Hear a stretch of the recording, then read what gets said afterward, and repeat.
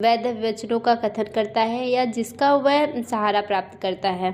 इस प्रकार वादी एवं प्रतिवादी द्वारा न्यायालय के सम्मुख प्रस्तुत किए गए कथन की अभिव्यक्ति की श्रेणी में आते हैं। तो इससे हम सीधा समझ सकते हैं कि जो भी कथन वैध अभिवचनों का लिखित रूप में न्यायालय में हम प्रस्तुत करते हैं वो सभी चीज़ें अभिवचन के अंदर आएंगी।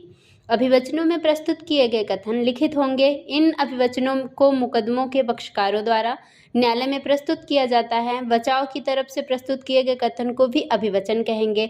तो सीधी सी बात है कि अभिवचन में जो भी कथन किए जाएंगे वो अभिवचन के चाहे वादी पक्ष हो चाहे प्रतिवादी पक्ष हो, न्यायालय में जो भी प्रस्तुत करेंगे उन सभी दोनों पक्षकारों के कथन को अभिवचन का अंग माना गया है। अब अभिवचन की परिभाषा, तो हम सीपीसी के अभिवचन की परिभाषा तो बहुत सारे विधिशास्त्री हैं जो अपने अपने हिसाब से दिए हैं, पर सर लॉर्ड हेल्सबरी के अनुसार अभिवचन की चाहे जो भी पद्धति विद्यमान हो, इसका प्रमुख उद्देश्य यह है कि प्रत्येक पक्ष उन प्रश्नों के प्रति सचेत हो सके जिन पर इसके लिए बहस की जानी है, क्योंकि उनको ऐसे साक्ष्यों को जो कि वाद विवाद या वाद पत्र के लिए समुचित हो सामने लाने के अवसर मिल सकेंगे। तो लॉर्ड हेल्सबरी सर ने बताया है कि जो अभिवचन होंगे वो चाहे पद्धति नियम कुछ भी हो, जो भी वादी प्रतिवादी द्वारा अपने लिखित कथनों में सम्मिलित किया जाएगा तो ऐसी चीज़ों को सम्मिलित की जाएगी जो उनकी बहस में साक्ष्य के लिए सामने लाने के लिए अवसर मिले।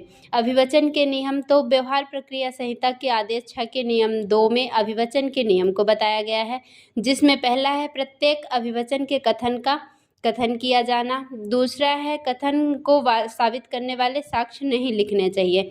तो अभिवचन जो अभिवचन के प्रत्येक तथ्य होंगे उनको हम बताएंगे और ऐसे चीज़ों को हम अभिवचन की श्रेणी में सम्मिलित नहीं करेंगे जो कि साक्ष्य की श्रेणी में आते हों, क्योंकि अभिवचन में सिर्फ हम जो न्यायालय में मुकदमा दायर करेंगे और न्यायालय के समक्ष जो बात प्रस्तुत करेंगे बस उसी के आधार को लिखना है, न कि साक्ष्यों को सम्मिलित करना है। और आगे का सेकंड पार्ट ये हो गया जो हमारे अभिवचन का था, और थर्ड पार्ट का वीडियो इसके बाद आपको मिलेगा। तो आप हमारे YouTube channel advocate Radha Tiwari law classes को लाइक सब्सक्राइब कीजिए और सपोर्ट कीजिए। ऐसे ही वीडियो हम आपके लिए आप सभी के लिए शेयर करते रहेंगे। Thank you.